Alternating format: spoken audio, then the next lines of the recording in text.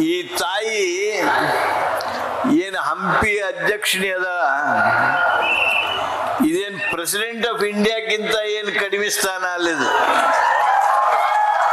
ಅಂತ ದೊಡ್ಡ ಮಹತ್ವದ ಐತಿಹಾಸಿಕ ಸ್ಥಳದ ಪಂಚಾಯಿತಿಯ ಪ್ರಥಮ ಪಂಚಾಯಿತಿಯ ಅಧ್ಯಕ್ಷಣೆ ಸಹೋದರಿ ಶ್ರೀಮತಿ ರಜನಿ ಷಣ್ಮುಖಗೌಡ್ರವರೇ,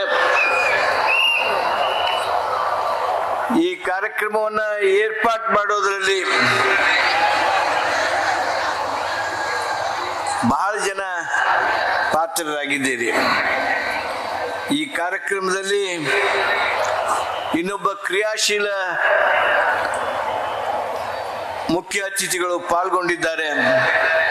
ಹೊಸಪೇಟೆ ನಗರಸಭೆಯ ಪ್ರಥಮ ಪ್ರಜೆ ಅಧ್ಯಕ್ಷರಾದ ಮಾನ್ಯ ರೂಪೇಶ್ ಕುಮಾರ್ ಅವರು.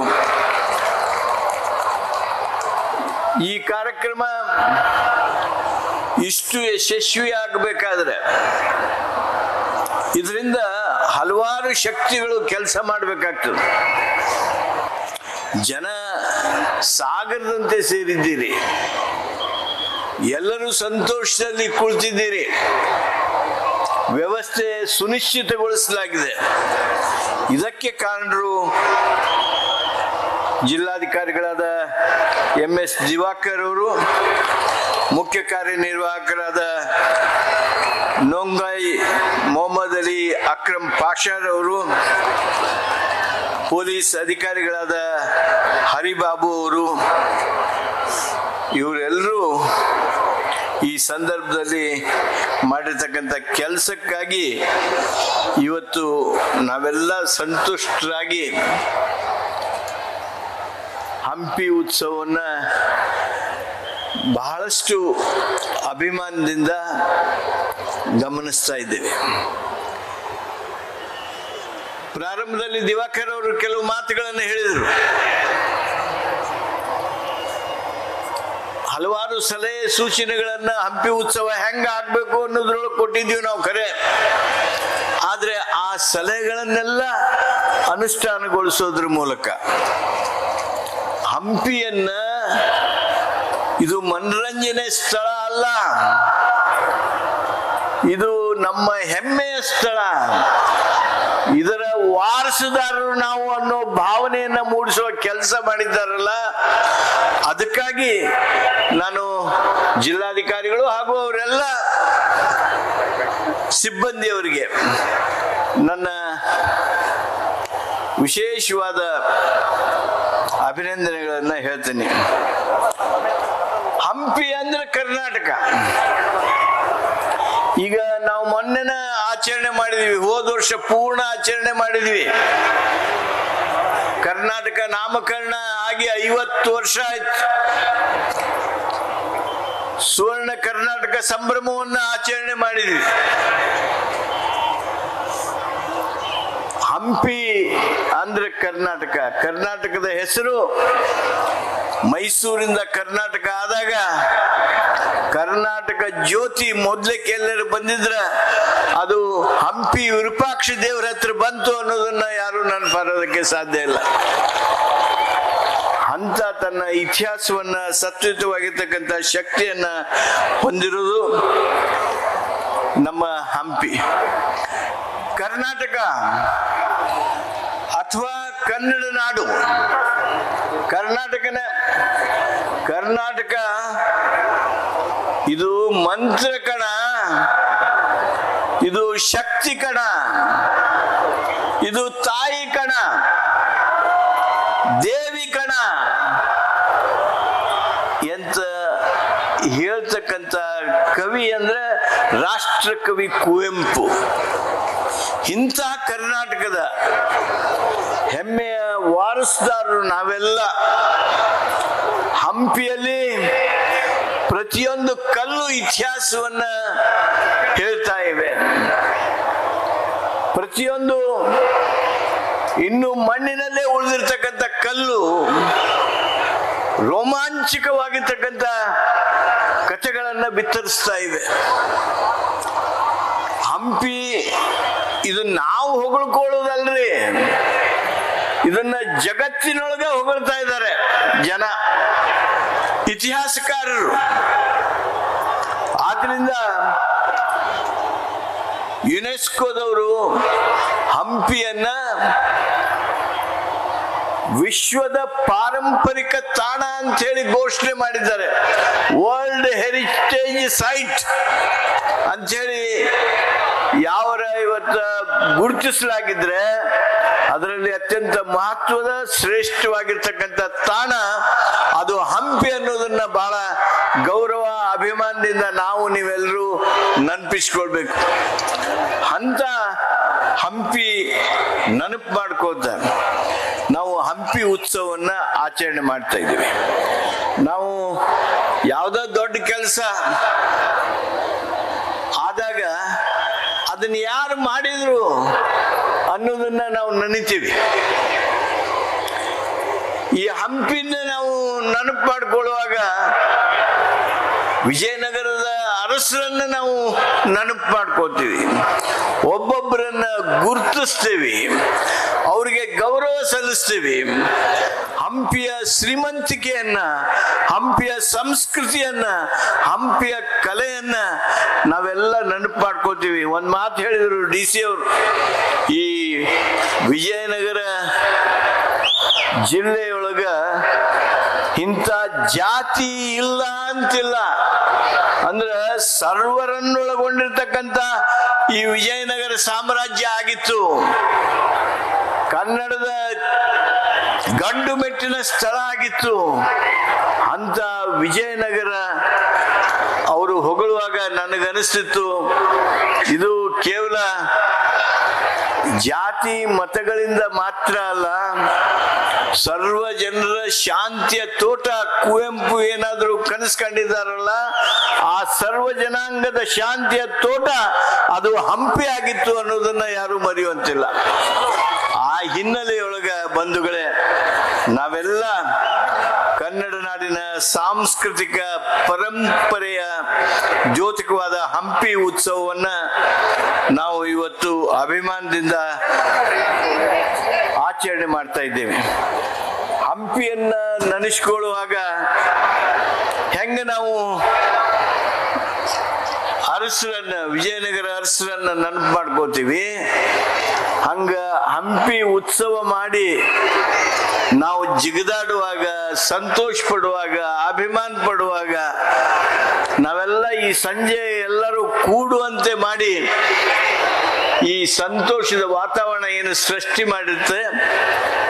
ಇವತ್ತ ಗವಿಯಪ್ಪನವರು ಈ ಎಲ್ಲ ವ್ಯವಸ್ಥೆಗಳನ್ನ ಮಾಡಿಸಿರ್ಬಹುದು, ಶ್ರೀನಿವಾಸ್ ಅವರು ವಿಶೇಷವಾದ ಆಸಕ್ತಿ ತಗೊಂಡು ಮೇಲ್ವಿಚಾರಣೆ ಮಾಡಿರ್ಬಹುದು, ದೇವೇಂದ್ರಪ್ಪನವರು ವಿಶೇಷವಾದ ಪ್ರಯತ್ನ ಇದರಲ್ಲಿ ತೊಡಗಿಕೊಂಡಿರ್ಬಹುದು, ಸನ್ಮಾನ್ಯ ಸಿದ್ದರಾಮಯ್ಯನವರ ವಿಶೇಷವಾಗಿರ್ತಕ್ಕಂಥ ಒಂದು ಪ್ರೇರಣೆ, ಬೆಂಬಲ ಇದಕ್ಕೆ ಇದೆ, ಅದು ಇರಬಹುದು. ನಮ್ಮ ಜಮೀರ್ ಅಹ್ಮದ್ ರವ್ರದ್ದು ಬಹಳ ಪ್ರಯತ್ನ ಇರ್ಬೋದು, ಶಿವರಾಜ್ ತಂಗಡಿಗೆ ಅವ್ರದ್ದು ಪ್ರಯತ್ನ ಇರ್ಬೋದು. ಅದೆಲ್ಲದಕ್ಕೂ ನಾವು ಕೃತಜ್ಞತೆಯನ್ನು ಸಲ್ಲಿಸ್ತೀವಿ. ಆದ್ರೆ ಹಂಪಿ ಉತ್ಸವ ಪ್ರಾರಂಭ ಆಗ್ಬೇಕು ಅಂದ್ರೆ ಬಂಧುಗಳೇ, ನಾನು ರಾಜಕಾರಣದಲ್ಲಿ ಅತ್ಯಂತ ಸಕ್ರಿಯವಾಗಿ ಇದ್ದವನು, ಸುಮಾರು 40 ವರ್ಷಗಳಿಂದ ಸಕ್ರಿಯವಾಗಿದ್ದೇನೆ. ಸನ್ಮಾನ್ಯ MP ಪ್ರಕಾಶ್ ಅವರು ಪಟ್ಟಿರ್ತಕ್ಕಂಥ ಆ ಶ್ರಮ ನಾವು ಎಂದೂ ಯಾರು ನೆನಪಾರೋದಿಲ್ಲ. ಹಂಪಿಯನ್ನ ನಾವು ನೆನಪು ಮಾಡಿಕೊಳ್ಳುವಾಗ, ಅದ್ರ ಬಗ್ಗೆ ಗೌರವವನ್ನು ತೋರುವಾಗ, ಅದ್ರ ಬಗ್ಗೆ ಅಭಿಮಾನವನ್ನು ವ್ಯಕ್ತ ಮಾಡುವಾಗ, ನಮ್ಮ ತನವನ್ನ ನಾವು ಗುರುತಿಸಿಕೊಳ್ಳುವಾಗ, ಹಂಪಿ ನಮ್ಮದು, ಹಂಪಿ ನಮ್ಮ ಹೆಮ್ಮೆ ಅಂತ ಹೇಳುವಾಗ ಹೆಂಗ ವಿಜಯನಗರ ಅರಸರನ್ನ ನೆನಪು ಮಾಡ್ಕೋತೀವಿ, ಹಂಪಿ ಉತ್ಸವದ ಸಂದರ್ಭದೊಳಗ MP ಪ್ರಕಾಶ್ ಅವ್ರನ್ನ ನಾನು ನೆನಪು ಮಾಡ್ಕೋತೀನಿ. ಅದಕ್ಕೆ ತಾವೆಲ್ಲ ಸಹಮತಿಸ್ತೀರಿ ಅಂತೇಳಿ ಭಾವಿಸ್ತೀನಿ. ಬಂಧುಗಳೇ, ಹಂಪಿ ನೋಡಿದಾಗ ಒಂದು ಸಂದರ್ಭ ಇತ್ತು, ಒಂದು ಕಾಲ ಇತ್ತು, ಇದೇನು ಹಾಳಾಗಿ ಹೋಗಿರ್ತಕ್ಕಂಥ ನಗರ, ಇಲ್ಲಿ ಏನ್ ಉಳಿದೈತಿ? ಅವ ಒಡೆದ ಕಲ್ಲು, 4 ಗುಡಿ ನಿಂತಾವು, ಇಲ್ಲೇನೈತಿ ಅನ್ನುವಂತ ಅಪಸ್ವರಗಳಿದ್ವು. ಆ ಅಪಸ್ವರಗಳನ್ನೆಲ್ಲ ಮಟ್ಟ ಹಾಕಿ ವಿಶ್ವ ಪಾರಂಪರಿಕ ತಾಣವಾಗುವ ಹಾಗೆ ಮಾಡೋದ್ರಲ್ಲಿ ಬಹಳಷ್ಟು ಜನರ ಪಾಲಿದೆ. ಅವರನ್ನ ನಾನು ಅತ್ಯಂತ ಗೌರವಪೂರ್ಣವಾಗಿ ನೆನಪು ಮಾಡ್ಕೋತೀನಿ. ನಿಮಗೆಲ್ಲರಿಗೂ ಆಶ್ಚರ್ಯ ಆಗ್ಬಹುದು, ಹಂಪಿಯಂತೆ ಬಹುದೊಡ್ಡ ಪ್ರಮಾಣದ ವಿಶೇಷತೆಗಳನ್ನು ನಾವು ನಮ್ಮ ರಾಜ್ಯದಲ್ಲಿ ನೋಡ್ತೀವಿ. ಹಂಪಿಯೊಳಗೆ ಒಂದು 100, 200, 300 ಸ್ಮಾರಕಗಳನ್ನ ನಾವು ನೋಡ್ತೀವಿ.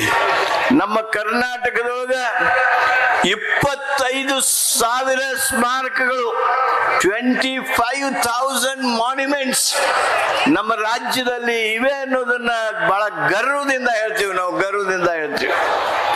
ಆ ಸ್ಮಾರಕಗಳನ್ನೆಲ್ಲ, ಈ ಹಂಪಿ ಸ್ಮಾರಕಗಳನ್ನು ಹೆಂಗೆ ಇವತ್ತು ನಾವು ಅಭಿವೃದ್ಧಿಗೊಳಿಸಿ ವಿಶ್ವ ಪಾರಂಪರಿಕ ಸ್ಥಳವನ್ನಾಗಿ ಮಾಡಿದ್ದೇವೆ, ಅದೇ ರೀತಿಯಾಗಿ ಕರ್ನಾಟಕದಲ್ಲಿ ಆ ಸ್ಮಾರಕಗಳನ್ನ ದತ್ತು ಪಡೆದುಕೊಳ್ತಕ್ಕಂಥದ್ದು, ಅವುಗಳನ್ನ ವಿಶೇಷವಾಗಿ ಕನ್ಸರ್ವೇಷನ್, ರಿಸ್ಟೋರೇಷನ್, ಅದರ ಸಂರಕ್ಷಣೆ, ಅದನ್ನ ಪುನರ್ನಿರ್ಮಾಣ, ಇವೆಲ್ಲವುಗಳನ್ನ ಮಾಡೋದ್ರ ಮೂಲಕ ಕರ್ನಾಟಕದ ನೈಜ ಇತಿಹಾಸವನ್ನ ಜಗತ್ತಿಗೆ ತೋರಿಸಿ ನಾವು ನಮ್ಮ ಕರ್ನಾಟಕದ ಇತಿಹಾಸವನ್ನ ನಾವಿವತ್ತು ಮೆರೆಸೋಣ. ಬಂಧುಗಳೇ, ನಾವು ನೀವು ಎಲ್ಲರೂ ಈ ಕರ್ನಾಟಕದ, ಅದರಲ್ಲೂ ವಿಶೇಷವಾಗಿ ಹಂಪಿಯ ವಾರಸ್ದಾರ ನಾ ಅದಕ್ಕೆ ಹೇಳ್ತಿದ್ದೆ, ಹಂಪಿ ಉತ್ಸವಕ್ಕೆ ಬಂದು ನಾವು ಇಲ್ಲಿ ಸಂಗೀತ ಕೇಳಿ, ಮನರಂಜನೆ ನೋಡಿ ಅಷ್ಟೇ ಹೋದ್ರೆ ಅಂದ್ರೆ ನಮ್ಮ ಕರ್ತವ್ಯ ಮುಗಿಲಿಲ್ಲ. ನಮ್ಮ ಹಿರಿಯರ ಗುರುತು ಏನದ, ಇತಿಹಾಸ ಏನದ, ಅದನ್ನ ಹೊಕ್ಕು ಒಳಗೆ ಹೋಗಿ ನೋಡಿ ಅದ್ರ ಬಗ್ಗೆ ಅಭಿಮಾನ ಪಡೆದು ಅದನ್ನ ನಮ್ಮ ಒಳಗೆ ತೊಡಗಿಸ್ಕೊಂಡು ಆ ಕೆಲಸ ಮಾಡೋದಕ್ಕೆ ಇವತ್ತು ತಾವೆಲ್ಲ 2 ಕಿಲೋಮೀಟರ್ 3 ಕಿಲೋಮೀಟರ್ ನಿಮ್ಮ car, bus, jeep, cycle, motor ಬಿಟ್ಟು ನಡ್ಕೊಂತ ಬಂದಿರಿ. ನನಗ ಬಹಳ ಸಂತೋಷ ಅನಿಸ್ತಿತ್ತು. ನೀವೆಲ್ಲ ಬರೋ ಮುಂದೆ ರಸ್ತೆದೊಳಗೆ ನಮ್ಮ ಗಾಡಿ ಬರ್ತಾ ಇತ್ತು. ನಮ್ಮ ಜೊತೆಗಿದ್ದವರು ಹೇಳ್ತಿದ್ರು, ಇದೇನ್ರಿ ಇದು ಕೊಪ್ಪಳದ ಗವಿಸಿದ್ದೇಶ್ವರ ಜಾತ್ರೆಗೆ ಹೊಂಟಾರಲ್ಲ ಮಂದಿ ಅಂತೇಳಿ. ಇದು ಹಂಪಿ ಉತ್ಸವ ಕೇವಲ ಮನರಂಜನೆಯ ತಾಣವಾಗಿ ಉಳಿಲಿಲ್ಲ, ಇದು ಜಾತ್ರಾ ಸ್ಥಳವಾಯ್ತು. ಆ ಪಾವಿತ್ರ್ಯವಾಗಿರ್ತಕ್ಕಂಥ ಭಾವನೆಯನ್ನ ನೀವೆಲ್ಲರೂ ಮೂಡಿಸಿದ್ದೀರಿ ಬಂಧುಗಳೇ. ನಾನು ನಿಮಗೆ ಮತ್ತೊಮ್ಮೆ ವಿಶೇಷವಾದ ಅಭಿನಂದನೆಗಳನ್ನು ಹೇಳ್ತೀನಿ. ಇದು ಒಂದಲ್ಲ, ಇಂಥವು 5 ಸ್ಟೇಜ್ ಅದಾವಿಲ್ಲ, 5 ಸ್ಥಳಗಳದಾವು. 5 ಸ್ಟೇಜ್ನಾಗೂ ಇದೇ ರೀತಿ ಕಾರ್ಯಕ್ರಮಗಳು ನಡೆದಿವೆ. ಇವತ್ತು 3 ಲಕ್ಷಕ್ಕಿಂತ ಹೆಚ್ಚು ಜನ ನೀವು ಸೇರಿದ್ದೀರಿ. ಇದಕ್ಕಿಂತ ಏನ್ ಬೇಕು? ಸನ್ಮಾನ್ಯ ಸಿದ್ದರಾಮಯ್ಯನವ್ರು ಬರ್ಬೇಕಾಗಿತ್ತು ನಿನ್ನೆ. ಅವ್ರಿಗೆ ಲಿಗಮೆಂಟ್ ಟೇರ್ ಆಗಿರೋದ್ರಿಂದ, ಅದಕ್ಕೆ ಸ್ವಲ್ಪ ತೊಂದರೆ ಆಗಿರೋದ್ರಿಂದ ಬರೋದಕ್ಕೆ ಸಾಧ್ಯ ಆಗಲಿಲ್ಲ. ಆದ್ರೆ ಈ 5 ಲಕ್ಷ ಜನ ಏನು 5-6 ಲಕ್ಷ ಜನ ಈ 3 ದಿವಸದಲ್ಲಿ ನೋಡ್ತಾರೆ. ಇದರಿಂದ ನಮಗೆಲ್ಲರಿಗೂ ಏನ್ ಸಂತೋಷ ಆಗುತ್ತೆ, ಆ ಸಂತೋಷ ಸನ್ಮಾನ್ಯ ಸಿದ್ದರಾಮಯ್ಯನವ್ರಿಗೂ ಆಗಿರ್ತದೆ. ನಿಮ್ಮ ಅಭಿಪ್ರಾಯ, ನಿಮ್ಮ ಶಾಂತತೆ, ನಿಮ್ಮ ಹುರುಪು, ಉತ್ಸಾಹ ಎಲ್ಲ ಹೇಳ್ತೇನೆ ನಾನು. ಈ ಹಂಪಿಗೆ ಬಂದಿರೋರು ಹಂಪಿ ಉತ್ಸವ ನೋಡೋದಕ್ಕೆ, ಮತ್ತೊಂದು ಐತಿಹಾಸಿಕ ಸ್ಥಳವಾಗಿರ್ತಕ್ಕಂಥ ಲಕ್ಕುಂಡಿವರೆಗೆ ಇವತ್ತೇನು ಜನ ಬರ್ತಾ ಇದ್ದೀರಿ, ನಿಮ್ಮೆಲ್ಲರ ಉತ್ಸಾಹವನ್ನ, ಕನ್ನಡ ನಾಡಿನ ಬಗ್ಗೆ ಇರುವ ಹೆಮ್ಮೆಯನ್ನ, ನೀವು ತೋರಿರ್ತಕ್ಕಂಥ ಆಸಕ್ತಿಯನ್ನ ಮಾನ್ಯ ಸಿದ್ದರಾಮಯ್ಯನವ್ರಿಗೂ ನಾನು ತಿಳಿಸ್ತೀನಿ ಅನ್ನುವಂಥ ಮಾತನ್ನ ಹೇಳೋದರ ಜೊತೆಗೆ, ಏನು ಹಂಪಿಗೆ ಬರ್ತಾರ ಅವರೆಲ್ಲರೂ ಲಕ್ಕುಂಡಿಗೆ ಹೋಗ್ಬೇಕು, ಅವರೆಲ್ಲರೂ ಬದಾಮಿಗೆ ಹೋಗ್ಬೇಕು, ಅವರೆಲ್ಲರೂ ಬಿಜಾಪುರದವರೆಗೆ ಡೆಕ್ಕನ್ ಸುಲ್ತಾನೇಟ್ ವರೆಗೆ ಹೋಗ್ಬೇಕು. ಇದು ಉತ್ತರ ಕರ್ನಾಟಕದ ಒಂದು ಸರ್ಕಿಟ್ ಪೂರ್ಣ ಆದಂಗ ಆಗತ್ತೆ. ಅದಕ್ಕೆ ಇಲ್ಲಿ ಯಾರ್ಯಾರು ಬಂದಿರಿ ಅವ್ರೆಲ್ಲರಿಗೂ ಹೇಳ್ತೇನೆ ನಾನು, ಈ ನಮ್ಮ ಉತ್ತರ ಕರ್ನಾಟಕದ ಈ ಭವ್ಯ ಪರಂಪರೆಯನ್ನ, ಅಭಿಮಾನದ ಇತಿಹಾಸವನ್ನ, ನಮ್ಮತನವನ್ನ ಗುರುತಿಸಿಕೊಳ್ಬೇಕಾದ್ರೆ ಹಂಪಿ, ಲಕ್ಕುಂಡಿ, ಬದಾಮಿ, ಅಲ್ಲಿಂದ ಡೆಕ್ಕನ್ ಸುಲ್ತಾನೇಟ್, ಬಿಜಾಪುರ, ಗೋಲ್ ಗುಂಬಜ್ ಬಿಜಾಪುರ, ಅಲ್ಲಿವರೆಗೆ ನಮ್ಮ ಈ ಅಭಿಮಾನದ ರೇಖೆ ಈ ನಮ್ಮತನ, ನಮ್ಮ ಇತಿಹಾಸ, ನಮ್ಮ ಸಂಸ್ಕೃತಿ, ನಮ್ಮ ಪರಂಪರೆ ಇದನ್ನೆಲ್ಲ ನೋಡೋದಕ್ಕೆ ಒಂದು ರೀತಿಯ ಅಭಿಮಾನ ಅನಿಸ್ತದೆ. ಆ ಅಭಿಮಾನವನ್ನ ತಾವೆಲ್ಲರೂ ಪಟ್ಕೊಳ್ತೀರಿ ಅನ್ನುವಂಥ ಮಾತನ್ನ ಹೇಳಿ ಈ ಹಂಪಿ ಉತ್ಸವಕ್ಕೆ ಇಷ್ಟು ದೊಡ್ಡ ಸಂಖ್ಯೆಯೊಳಗೆ ಬಂದಿರೋದು. ಇದನ್ನ ಎಲ್ಲರ ನೀವು ಬೆಂಗಳೂರಾಗ ಹೋಗಿ ಹೇಳಿದ್ರಿ ಅಂದ್ರ 3 ಲಕ್ಷ ಜನ ಬಂದಿದ್ದೀರಿ ಹಂಪಿ ಉತ್ಸವಕ್ಕೆ ಅಂದ್ರೆ ಅಷ್ಟು ಜನ ಹೆಂಗ್ ಬರ್ತಾರ್ರಿ ಅಂತ ಅಂತಾರ.